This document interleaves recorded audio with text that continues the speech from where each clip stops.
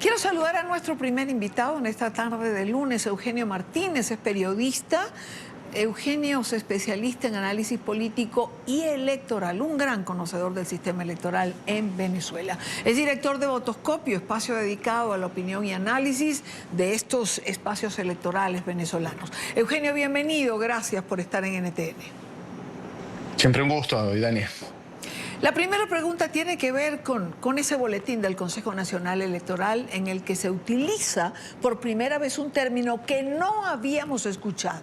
Electores activos. ¿Es nuevo? ¿Se había usado antes? No, eso no existe. Es un invento de última hora del Consejo Nacional Electoral para tratar de justificar el aumento de la participación porcentualmente hablando. Eso sí, un rector, Conrado Pérez, ya había advertido semanas antes que era necesario excluir del registro electoral a los abstencionistas crónicos.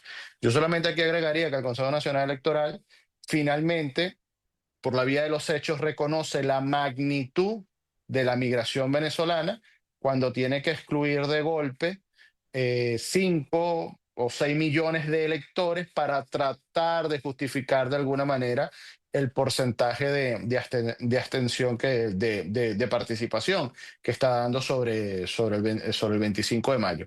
Pero es un invento de última hora del Consejo Nacional Electoral que trata de disimular la forma que trata de edulcorar el porcentaje de participación de la elección. Esto deja varias cosas sobre la mesa, Eugenio. Primero, los abstencionistas crónicos. Yo creo que vale la pena,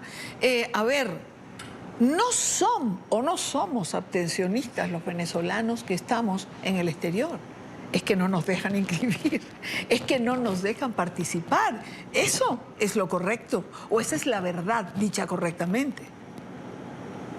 Claro, yo ahí tenía una discusión en algún momento con el rector Conrado Pérez, que él decía que los abstencionistas crónicos, los que estaban fuera, había que excluirlos del registro electoral. No, los que están fuera, lo que hay que garantizar que puedan inscribirse para votar fuera de Venezuela, no cercenarles su derecho o el ejercicio de sus derechos políticos. Y otra cosa es que Venezuela, y eso lo olvida el rector Conrado Pérez y seguramente lo olvidó ayer el rector Carlos Quintero, Venezuela no tiene quórum de participación y el voto en Venezuela no es obligatorio. Por lo tanto, yo puedo estar inscrito en el registro electoral y no ir a votar porque ese es mi derecho y yo decido si lo ejerzo o no. El voto en Venezuela no es obligatorio. Entonces, el CNE no puede excluir a alguien del registro electoral porque decidió no ejercer el derecho político del voto porque no está de acuerdo con los candidatos, no le gusta el sistema, no confía en el Consejo Nacional Electoral o simplemente no le dio la gana de ir a votar. Regresemos al término electores activos, es decir, para sacar un porcentaje deciden contar los votos excluyendo a quienes están fuera. Es lo que podemos suponer que ocurrió. Para dar ese porcentaje de 40 y tantos por ciento. Si no hubiesen hecho ese recálculo, el porcentaje de participación hubiese sido de 25%, que sigue siendo muy superior al cálculo que hace la oposición venezolana, pero ya demuestra que la elección conjunta de parlamentos y gobernadores fue la elección con menos participación de al menos los últimos 20 años en Venezuela, tratándose de una elección conjunta de parlamento y gobernadores, que no es cualquier cosa. ¿No tendrían que haberlo explicado? ¿Haber hecho algún tipo de anuncio de cómo se iban a calcular los porcentajes y no dejar que se deduzca por parte de quienes conocen como tú el sistema electoral venezolano? Claro, lo que pasa es que si esto se hubiese anunciado como una decisión formal, hubiese generado un ruido mucho mayor porque la reacción inmediata es el voto en Venezuela no es obligatorio, tú no puedes excluir a nadie porque no quiera ir a votar o porque no haya votado. Dos, en vez de excluir a la gente, lo que tienes que hacer es facilitar que la gente se inscriba fuera de Venezuela. y volvemos otra vez con el debate de las 5 o 6 millones de personas que se quedaron sin votar en 2024 porque el Consejo Nacional Electoral y la Cancillería no lo permitieron. Entonces, con esos precedentes es mucho más sencillo hacer un cambio bajo la mesa, eh, darle a nadie, o entiendo yo que sin notificarle a nadie, en el sentido que los partidos que participaron en la elección dicen que ellos no saben absolutamente nada de ese tema. ¿Sabemos por qué se suspendió la rueda de prensa que estaba pautada para hoy en la mañana? ¿Tendría algo que ver con esto, Eugenio? No, la rueda de prensa se suspende hasta donde entiendo porque no han terminado la adjudicación de 10 curules para la Asamblea Nacional. Ese es un proceso que suele tardar, en líneas generales bastante complicado el sistema de adjudicación en Venezuela. Así que suspenden porque no han terminado la adjudicación. Ahora bien, el Consejo Nacional Electoral tiene muchas explicaciones que dar si realmente permitiesen preguntas de los periodistas en la rueda de prensa. No solamente lo que implica electores activos, sino por decisiones que tomaron durante y antes de la jornada de votación, como modificar las actas de escrutinio de las máquinas para quitarle el código Q, o algo que tal vez es grave, eliminaron de las actas de escrutinio el número total de electores esperados. Es decir, antes un acta decía, en esta mesa de votación van a votar 100 personas, y de las 100 personas votaron 50. Es muy sencillo entonces hacer el cálculo de participación y abstención. Para esta elección, el CNE decidió eliminar ese dato de cuántos electores esperados había en la mesa. Es decir, no está el dato en el acta. Y eso es una omisión terrible pensando para procesos futuros y la posibilidad de, bueno, que se puedan incorporar manualmente con cuadernos en blanco electores que no están en las mesas, etcétera. Hay muchas explicaciones que tiene que dar el Consejo Nacional Electoral.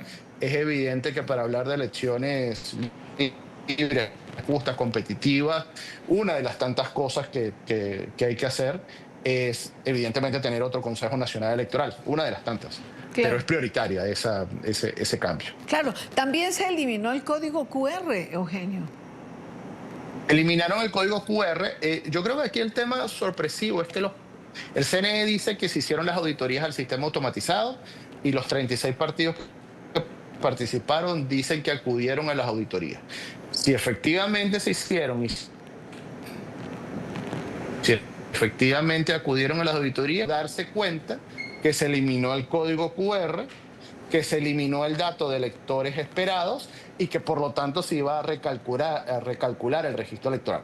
Los técnicos de los partidos que acudieron Sí. a esas auditorías o no fueron o estaban mirando para otro lado mientras se hacía la revisión del sistema. O simplemente se tomó la decisión después y no se les informó a los técnicos. O tomaron una decisión posterior, como el tema del recálculo, que probablemente el doctor Carlos Quintero, el resultado lo haya dado Carlos Quintero y no Elvis Amoroso. Creo que todavía hay que indagar un poco más de por qué Elvis Amoroso cede el protagonismo del resultado a Carlos Quintero, más allá de que Elvis Amoroso no entiende la dinámica electoral y seguramente iba a confundir mucho más un anuncio de Elvis Amoroso que el de Carlos Quintero. La diferencia es que si Elvis Amoroso hubiese dicho electores activos, todos estaríamos pensando que es que él no sabe qué dice. Pero como lo dice Carlos Quintero, que es alguien que sí sabe, entonces la interpretación es muy diferente de la decisión que toma el Consejo Nacional Electoral. ¿Menos confiable cada vez el sistema electoral venezolano?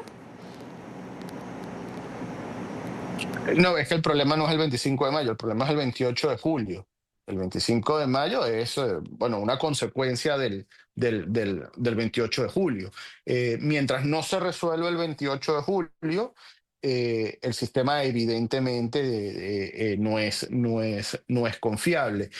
Acá el problema es que a partir del 28 de julio ya no es un problema solamente técnico. A partir del 28 de julio el gobierno de Maduro demostró que no le interesa la legitimidad electoral.